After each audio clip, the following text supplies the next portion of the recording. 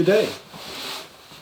I'm Professor James Hansen. Well, I'm a retired professor. I taught at Auburn University for 32 years and have been retired for a couple of years, but staying very active. I taught history, and my special fields were the history of science and technology and also the history of flight. I have written a lot about both aviation and about space. And I guess my best known book is the biography of Neil Armstrong that came out originally in 2005, First Man. It came out in a couple of other editions. This is I think the 2000 and either the 2012 or the 2018 edition. It's been out now in 3 separate editions. And I'm glad to be participating in this program for the Alabama State Archives. I'm here in my study in Auburn amidst some of my books and memorabilia that you can see around me. I'm here at home alone. I have a second home up in Birmingham where I've been spending most of my time with my family during the pandemic.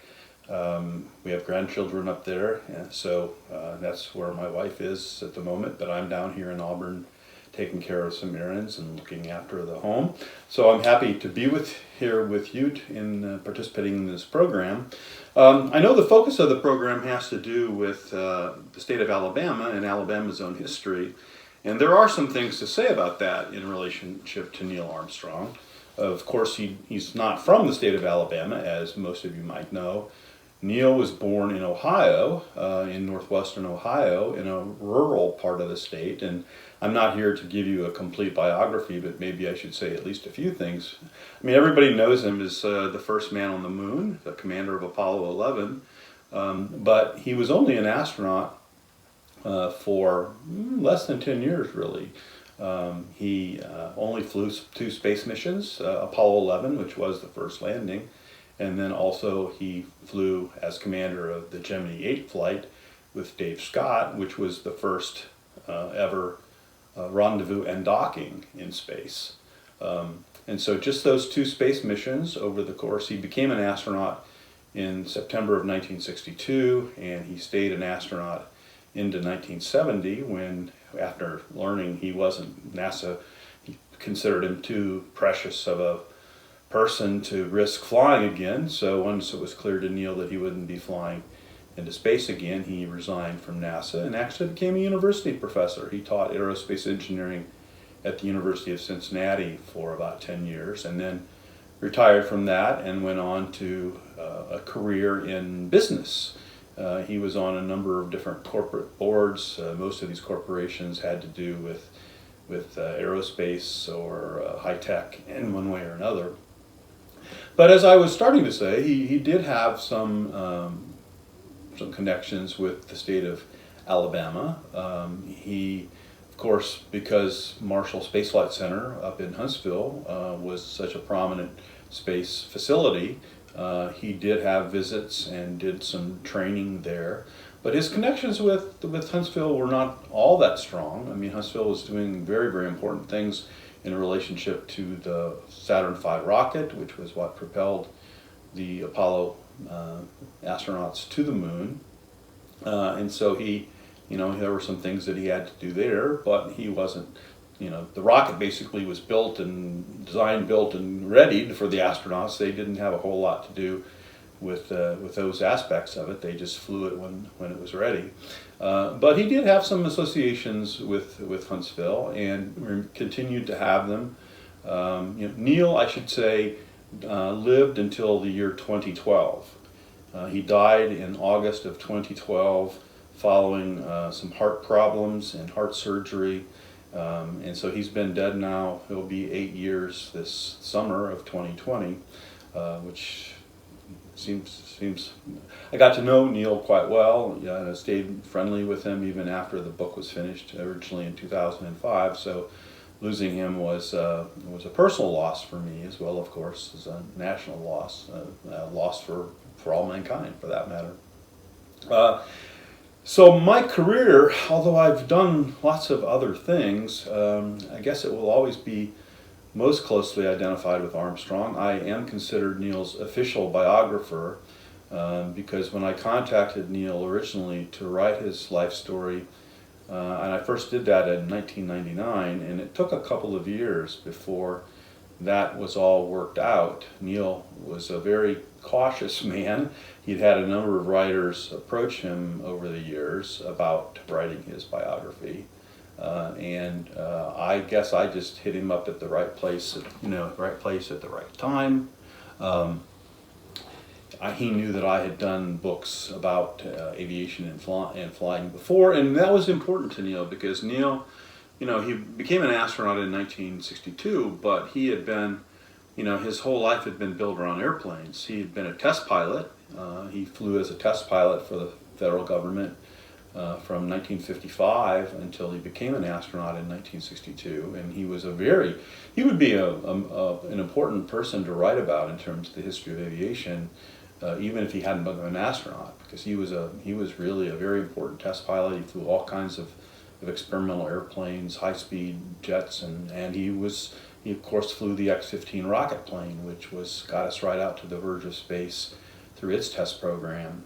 If you saw the movie First Man, the very first scene is Neil Armstrong, played by actor Ryan Gosling, going up to being dropped by the B-52 airplane, which carried it up to altitude, and Neil turned on the rocket, and up went the X-15 up to the very edge of the atmosphere, and really essentially into space at some point.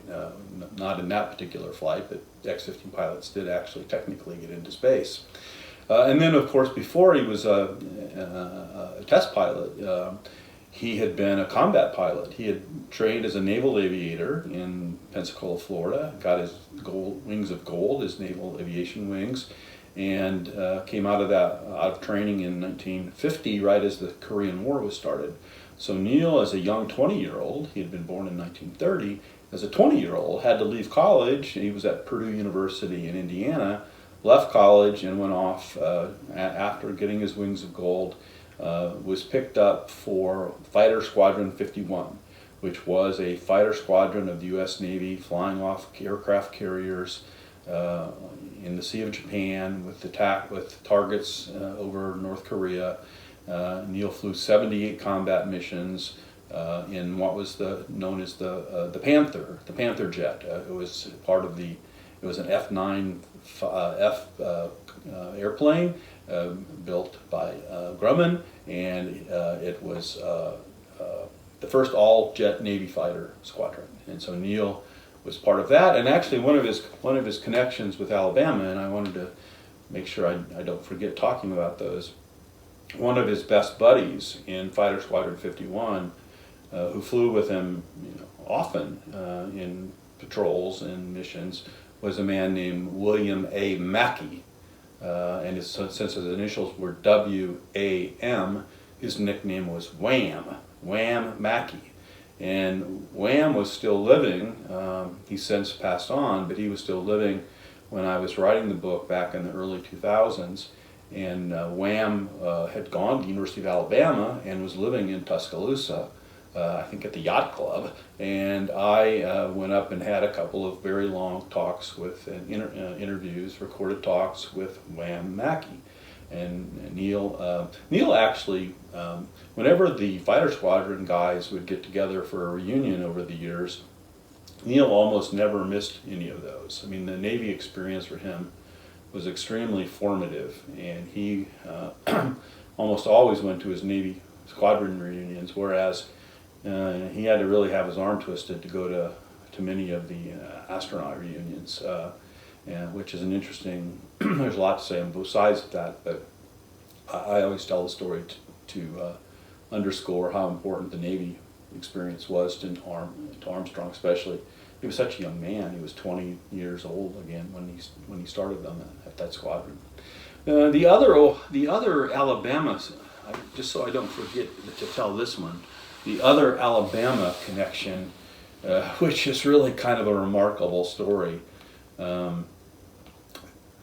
When I started working on the book, I had gotten agreement from Neil to do, I ended up having 55 hours of tape recorded interview with Neil. And this was always at his home in his study, just one-on-one with him. And of course, you don't do 55 hours all at one time. You don't even do it in 1 week or 1 month. You have to spread it out. It's tiring both for the interviewer and the interviewee. So I would go up to Cincinnati where Neil lived and visit with him for 3 or 4 days. I'd always send him questions in advance so he knew what I was going to be asking, and he also sometimes did some research into his own paper so he could refresh his memory prior to my arriving. So I would do interviews with him, and then I would leave him alone for 3, 4, 5, 6 weeks, and then I would come back, and I pursued the story chronologically. In other words, started with talking about his family background, his boyhood, high school, college, and then just moved on. So I didn't talk to him about the moon landing, which happened when he was in his late 30s. I didn't talk to him about or the astronaut years until well into the story, because I had a lot of other things to cover in his life story. But one of the more fascinating aspects of Armstrong's life is how passionate he was about aviation and airplanes. And Neil, as a boy, still as a 14 and a 15-year-old, there was a small airfield out on the edge of the little town where he grew up in northwestern Ohio, a town called Wapakoneta. And it just a very small grass airfield.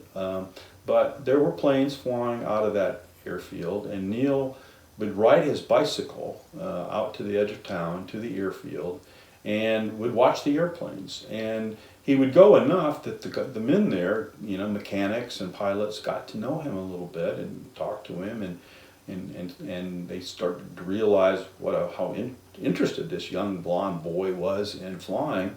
And so they started to give him odd jobs to do around the hangar, and even some of the things with the airplanes. And so he really became one of the crew. It wasn't a paying job. They might have given him, a quarter here or a quarter there for something that he did. But Neil became so devoted and passionate about flying that he decided, he did have jobs. He worked in town. He worked in a bakery.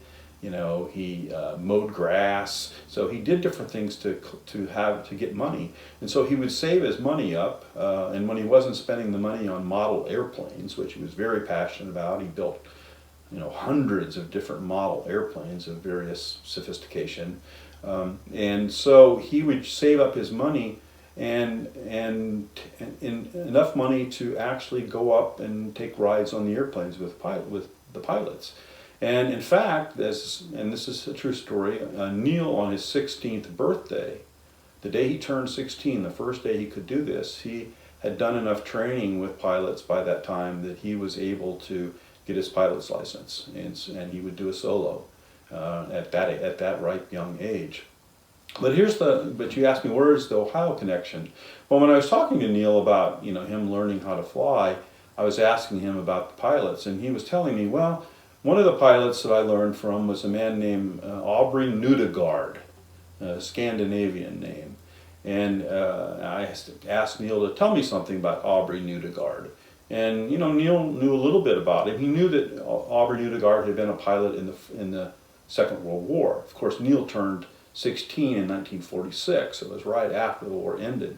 So Aubrey Newdegard was, after the war, after his Army Air Corps service, Newdegard got a job somehow in this part of Ohio, and he was one of the pilots that was flying, and he actually gave Neil a number of lessons. So I thought that was interesting. I wanted to know more about how Neil Armstrong, how did he learn to fly? So anyway, I'm home after one of my interviews. I'm home here in Auburn, and my wife comes home from church on Sunday, and she says to me, Jim, there's some people at church who say that their father taught Neil Armstrong how to fly. And I said, well, that's interesting.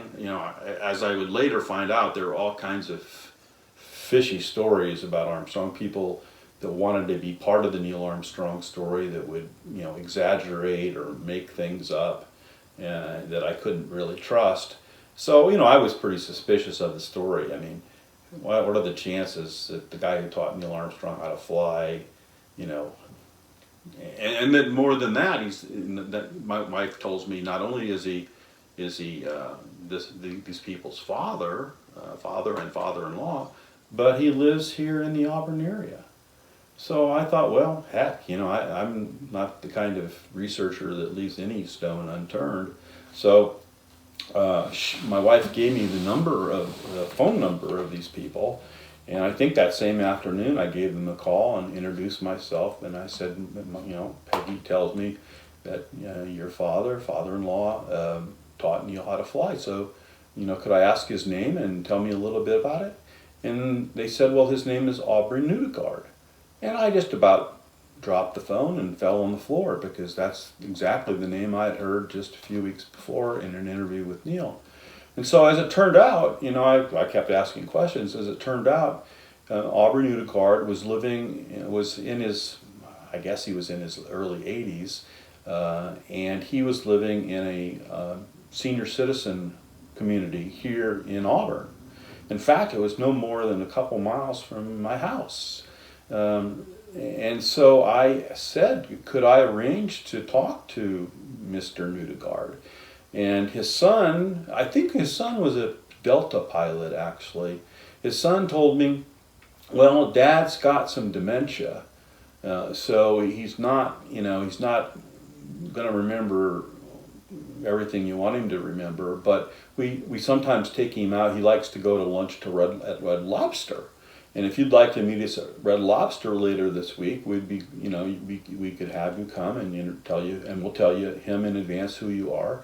So I went to Red Lobster. I don't know what day of the week it was, but we went, and I met Aubrey Newdigard and his son and his daughter-in-law, and clearly it was the right man, because he had stories, that were clearly authentic stories. And one thing that was especially interesting, and this was a way I could confirm it with Neil, because I thought, well, Neil might think this is kind of fishy too.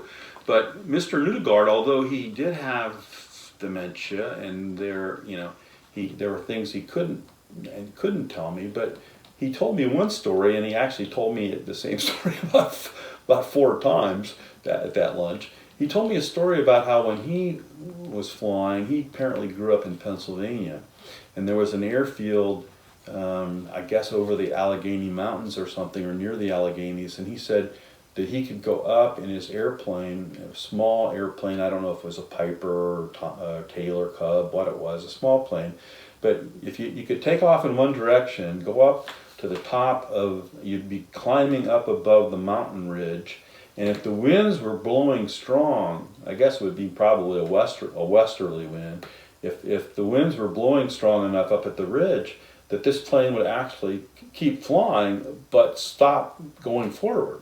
And in fact, if the winds were strong enough, the plane could keep flying and actually go backwards.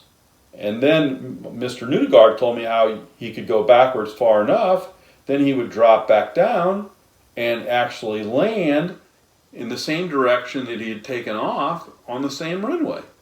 Well, that's a pretty memorable story. For one thing, I've never heard anything like that. I wasn't even sure that was possible, but apparently it is and was. And so I thought, well, that's a pretty memorable story.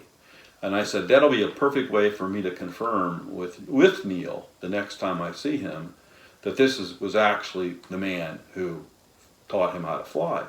So the next time I was in Cincinnati and I was sitting with Neil, one of the first things I did to him, I said, I think I met the man who taught you how to fly, Aubrey Newdigard. Of course, Neil kind of, really? I mean, how did that happen? So I told him the story generally, and then I said, no, I want to confirm this 100% that we got the right guy.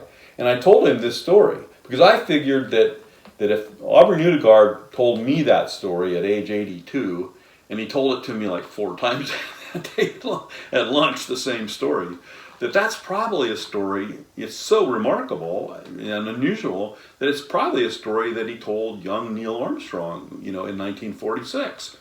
So I started to tell the story, and immediately Neil stopped me, and he finished the story. He knew the story, and he knew exactly what had happened, and he said, yep, Aubrey told me that story, and and he always remembered it. So anyway, long story short, somehow, some way, when I'm writing Neil Armstrong's biography, I learned that the man who taught Neil Armstrong to fly was living 2 miles or less away from me in Auburn, Alabama. It just, that was like kismet, something magical, just unlikely that it could happen. So those are a couple of the connections Neil has. He has had connections with Huntsville people for sure. There are letters between him and von Braun, Wernher von Braun, the German rocketeer who brought a team of engineers and scientists to the United States following World War II under the United States Army's supervision, came and became the leaders of Marshall Space Flight Center and builders of the Saturn V. So there's those connections. There's connections Neil had through his Navy days with Wham Mackey in Tuscaloosa. And there's the story of Aubrey Nudegard in Auburn, Alabama. Now, what I'm here to talk to you about in the remaining 10 minutes or so that I have is that I do have a new book, or two actually, that involve Armstrong, and I wanted to talk about them. Unfortunately, well, these are books. I wrote Neil in 2005. First Man was really meant to be the comprehensive biography. Comprehensive meaning you tell the whole story. And it's a big book, the original book, 700 and some pages. We did cut it down some in some of the later editions of the book. But you'd think I'd be done. You'd think after writing what you thought was the complete biography, and then we also had the movie, First Man, so I continued to work in different respects on presenting Armstrong's story. I was very involved in the making of the movie. But when Neil died in 2012, Neil had put in his will for his family to follow his will and his desire that all of his private papers would go to Purdue University archives. And he chose Purdue, of course, because he was a Purdue graduate. He had started Purdue to study aeronautical engineering. He started in 1947, 48, and then he had to stop for a couple of years while he went to the Navy. That's when so that was part of his deal. He was on a Navy scholarship. When the Navy called him up, he had to go to active duty.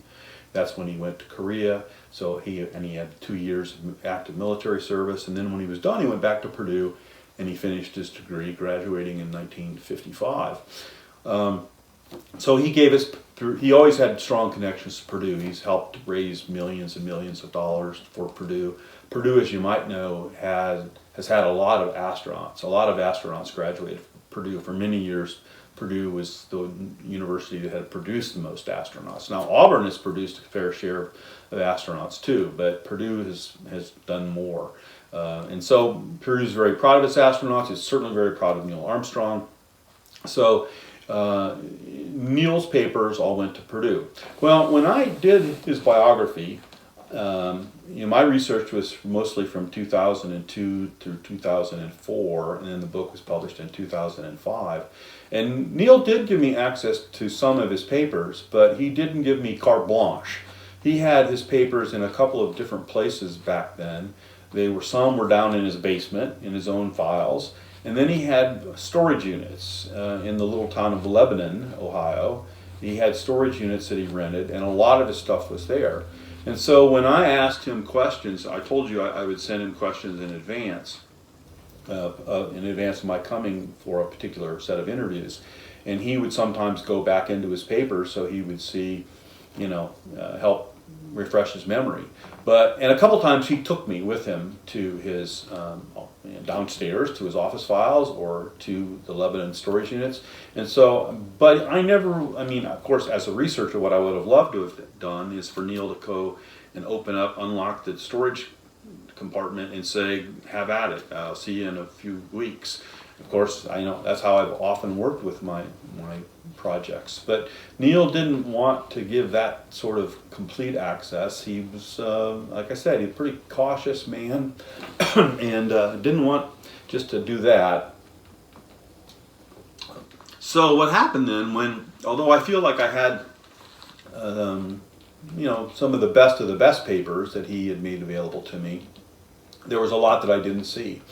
And so when he died in 2012, and he donated his papers, his family estate donated all of his papers to Purdue, that I was the first one in the Purdue archives to see what was there. Now, it was a ton of material. I'm not sure if you've ever been in, well, of course, this is the Alabama State Archives. There are a lot of people here that know what we're talking about, but archival boxes can be, about this size and pretty deep and hold hundreds of papers. And there were something like 400 boxes full of Armstrong material that came to Purdue. Of course, all of that has to be processed. It has to be, you have to, a lot of the papers Neil hadn't seen for many years. They might have bugs in them. So the archivists have to do what they can to make the papers, preserve them. And they have to catalog them. And they have to make an inventory of what's there and how these were organized. So after the papers, it took a couple of years for Purdue to be ready for anybody to see anything in the Armstrong papers. But starting in about 2014, after 2 years after Neil's death, Purdue was, it was time for me to go take a look. And so I spent 3 consecutive summers in the archives at Purdue University going through materials, that I had not seen. Some of it I had seen, but most of it I had not seen. And so the question is, what do you do with it? Well, there were some things that I learned that not really corrected anything that I had written in First Man, but amplified it, added richness to it, elaborated on it. And so when I got ready to do my next edition of the book, there were some things that I could rewrite and refine that was based on things that I had seen. But mostly what I was seeing, I got especially fascinated. Of course, there was all Neil's technical papers, and for that, I pretty much had that story covered. But what really fascinated me were all the letters that Neil had gotten from the public. After he became the global icon of the first man on the moon in July of 1969, Armstrong was literally received avalanches of public mail, letters from all over the world, letters from lots of children and adults who wanted things from him. They mostly wanted autographs from him, autographed pictures, autograph this, autograph that. But they also wanted just him, they wanted an acknowledgement. They wanted to ask him a question. How did he feel about when he did this, or how did he feel about that, or what does he think about God? Just all kinds of questions. And I became totally fascinated by the letters that were being written to him and the letters that he wrote back. And again, these letters came from everywhere. I do have somewhere in my notes, I kept because I went through all of them, and there were over 70,000 different letters sent to him that were kept. Now, I think that are now in the Purdue archives. I think there were many, many more than that, because there were letters that were sent to Neil Armstrong where people didn't know what address to send them to, and they sent them to Washington, D.C., or they sent them to Houston, where the astronaut office was, at what was then called the Manned Spacecraft Center, later called the Johnson Space Center. And for a long time, these letters stayed in those places. Some of them somehow got to Neil, but some of them we're pretty sure didn't. And I have it on pretty good authority that a lot of the letters that were sent to Neil, especially the ones in Houston, once the public affairs officers of NASA felt that the mail had been handled, meaning that somebody, Armstrong or his secretaries or somebody, had seen them and that they were being, replied to in some way or another, then the public affairs office just had all this paper, and they didn't think it was historically, it had been looked at. They didn't, they very definitely should have known that these sorts of letters are historically important when they're being written to the first man on the moon. But after a number of years, we're pretty sure a lot of them just got trashed. They just got thrown away. So there's probably, I don't know, if I had to guess, I would say well over 100,000 letters that Armstrong got over the years that are no longer in existence. They're gone. But what you have then in the Purdue collection is what Neil kept for one reason or another, what he got and what he kept for one reason or another. And then you also had, and this was very interesting, of course, Neil, the response that Neil would, Neil got so much mail. For a while he was getting 10,000 letters a day, after Apollo 11. Well, no one person can handle that much mail. So NASA, when he was still a NASA employee, a couple of secretaries were assigned to him just to triage his mail, just to help him go through his mail. And if there were things, and sometimes Neil didn't write the letters back. The secretaries wrote them, and they would say they were written, for Neil, and it wouldn't even be Neil's signature. Other letters Neil would write and sign. I mean, it was really kind of a prioritization of, what should we do with this particular letter? What does this letter deserve versus that letter? And some of the letters were asking the same questions over and over again. So they prepared, Neil with his secretaries prepared a sort of a standard answer. If anybody asks a question about this, here's the letter that goes back to them. So in the Purdue archives now, what you have are not only the original letters that people sent in, many of which were handwritten, especially by the children. Of course, lots of typed letters from the adults, but mostly from the children, handwritten, sometimes in crayons, lots in pencil. And way the archivists and way that Neil, in fact, and his secretaries kept them is that along with the letter, the mailing envelope would be stapled with the original. So you would have, you'd have the mailing addresses and anything else. Sometimes the kids would draw pictures that would go along with it. So they would all be clipped together so you know exactly what each person sent. Then, of course, the response back to these people would all be, the original of that would be in the hands of the person who got it. Billy Wilson in Moline, Illinois, or Tammy Duckworth in Portland, Oregon. They got the originals back, but usually what the secretaries would do, not always, but usually they would keep a copy.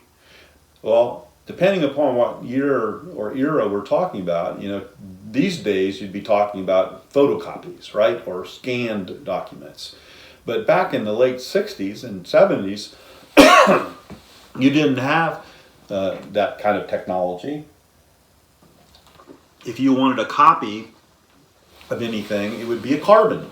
The typewritten letter would have carbon paper, and then you'd have another sheet of paper, some kind of onion skin or some kind of paper, where the image of the typewriter ink would go into the second copy.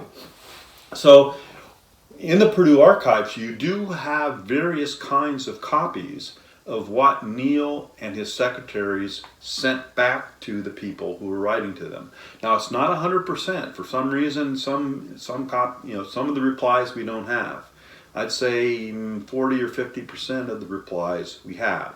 The others, and one possibility is that for some of the letters they didn't reply. I mean, there were reasons why sometimes where the letters didn't really merit a reply or didn't require a reply. But you have a really fascinating collection of things that they tell us things about Armstrong. Neil's letters back and how he has his secretaries. Of course, I should say once he leaves NASA, then he goes to Purdue. Purdue assigns special secretaries for him to help him with the mail too.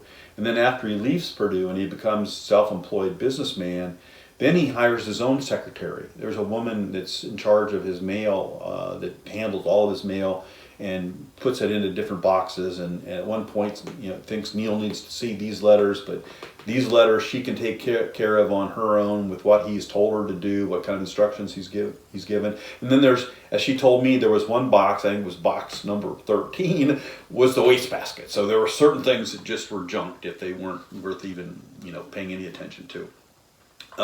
So anyway, we have Neil's responses to a lot of these inquiries, both to kids and to adults and on all kinds of subjects, and it's fascinating reading for, especially for someone like myself or anyone interested in Armstrong's life and in the astronauts.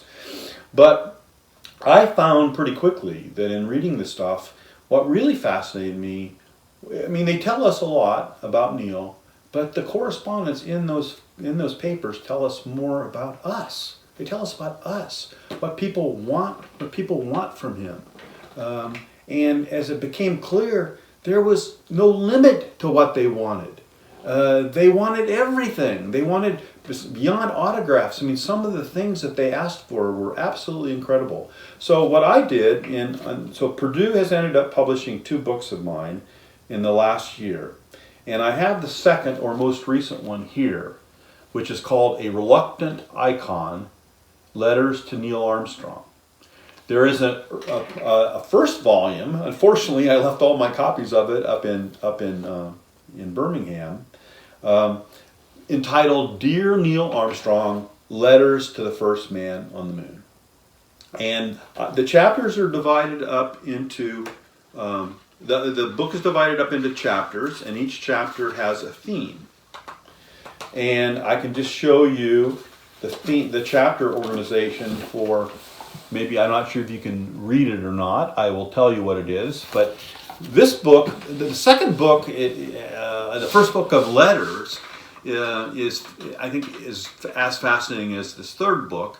But the third book takes on some letters that are a little more, a little edgier. I mean, you might even call it, there's one review of these 2 books that's come out recently, and there's a suggestion that the third book kind of looks at the dark side of Neil Armstrong. There's a chapter entitled Religion and Belief. That's chapter 1 in this book.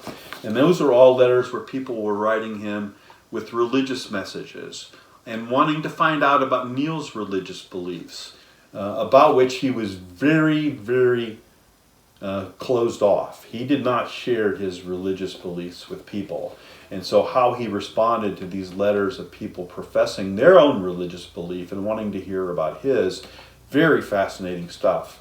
The second chapter in this new book, A Reluctant Icon, is entitled Anger, Disappointment, and Disillusionment.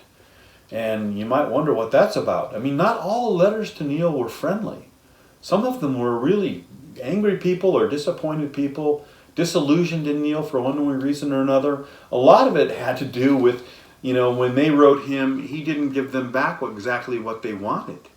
He didn't give them the answer they wanted, or he didn't give them exactly the type of autograph that they requested. And it's amazing to think, that you would have people that would be writing nasty letters to Neil Armstrong just because they aren't getting from him what they want. And so there's some fascinating stuff in here. Then chapter 3 is maybe the craziest chapter of all. It's entitled Quacks, Conspiracy Theorists, and UFOologists, people who believe in UFOs. Neil got lots of letters. In fact, on his own folders, so I didn't have to make this name up for the book. On his own folders, there are several folders in the Purdue archives that came from Neil's house that Neil has written quacks. Now, a quack is somebody who's kind of, out off the wall. They are just kind of crazy people. And Neil, you cannot believe, when you see this in the book, you won't believe some of the crazy stuff that people were writing him. Conspiracy theorists, well, you probably do know, that there are a lot of people that then, back in 1969, right up to this day, that don't believe the moon landings ever occurred and that it was a conspiracy of the government, or including the astronauts. And so we have letters from some of the conspiracy theorists in the book that Neil received and Neil's responses to them. And of course, there are people who believe in unidentified flying objects, and they wanted to know. There's stories that Neil and his fellow astronauts, Buzz Aldrin and Mike Collins, saw UFOs on the way to the moon and back, and people wanting Neil's support. And so there's lots of interesting correspondence about this. Chapter 4 goes back to a more normal kind of conversation. It's entitled Fellow Astronauts in the World of Flight. And these are letters and emails that Neil got from other astronauts. But even they are a little bit troubling, because a number of astronauts would want Neil to help them do things, either raise money or belong to organizations or back them in a political campaign or different things. So even people that would, should be friends and should leave you alone from those sorts of things, there were fellow astronauts and people from the world of aviation who also kind of expected maybe too much of Neil. And then chapter 5 is called the corporate world. And of course, I mentioned that Neil spent a lot of time in the corporate world, working on different boards. And so these letters give you a much better idea of the kinds of things that he was doing and what people wanted him to do in the business world. And then chapter 6 is called Celebrities, Stars, and Notables. Neil got to know a lot of famous people. I mean, he was a famous person himself, but movie stars, TV stars, stars of different fields. And so there's letters from a lot of celebrities that you would, Clint Eastwood letter. Clint was going to make a movie of Neil at one point, and that didn't work out, but there's correspondence between. So that's kind of interesting. And then the last chapter, which is by far the longest chapter in the book, is entitled Letters from a Grieving World. And this is a very special chapter I think, in the book, because these are letters of condolence written to Neil's widow, Carol Armstrong, after Neil died in 2012. I was given special access and special permission by Neil's widow, Carol Armstrong, to publish some of these letters. For each one I published, I got the permission of the person or heir to that person who wrote the letter of condolence to Neil's family after Neil's death in August 2012. And so these are very special letters. And even maybe someone in a review said this was maybe Hanson's last act as Neil's official biographer. But all of these books, both of these books, are not just the letters, but there are annotations. I have written introductory things, headers, and things that come after, notes that come after the letters, explaining who these people were and the context of the letter. So you're not just reading the letters, you're reading telling you more about the letter writer and the context of the letter. In this last chapter, Letters from a Grieving World, there's a long introductory essay where I talk about Neil's death. Because Neil's death, what we knew about it at the time, all that was said was that he died from complications following heart surgery. But there was a much, much more to the story. It's much more tragic. The man did not need to die. There's been there have been reports about what really happened that surfaced in the newspapers around the country only about a year ago. And I've known the story. And I've not ever published about it, but I thought it was time for the truth to come out. And so this last chapter of condolence letters is introduced by my essay on what really happened to Neil. So that's really kind of my story for you. I could talk about Neil Armstrong for a long time, for several hours at a time.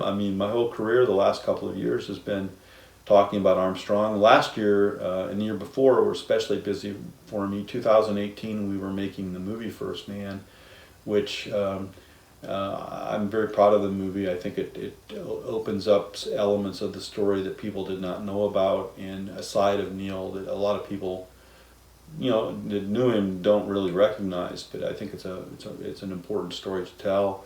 And then last year was the 50th anniversary of the first moon landing, and I was all over the world giving talks about Apollo 11 and Neil, which makes my life now during the pandemic very odd, because after a year when I was hardly ever home, now I'm nothing but home. A trip out to take my garbage cans out to the edge of the road is like the highlight of the day, when in the past I was flying to Europe and different parts of the world, all over the United States, giving talks about Armstrong. So I hope that makes you interested. I would love for you to take a look at the two books that Purdue has them on their Purdue University Press webpage, or you can go to Amazon. First Man in its newest editions is all available. The book, I'm proud to say, First Man, has been published now in some 25 foreign languages, foreign translations. And as for an author, that's just, I get such a kick whenever I get a new copy of a new translation. Of course, there's only a couple foreign languages I can read at all. I can read some French, I can read some German. And so I've taken close looks at that. But when I get books in Turkish and Arabic and Portuguese, and I like looking at them. but I can't read any of them. But anyway, if there's a way for me ever to answer any of your questions, whatever, I would be happy to do it. And I wish you all the best for this very strange time of everybody's life. But stay safe, stay healthy, and maybe we can get together live at some point in the future. Thank you very much. Bye.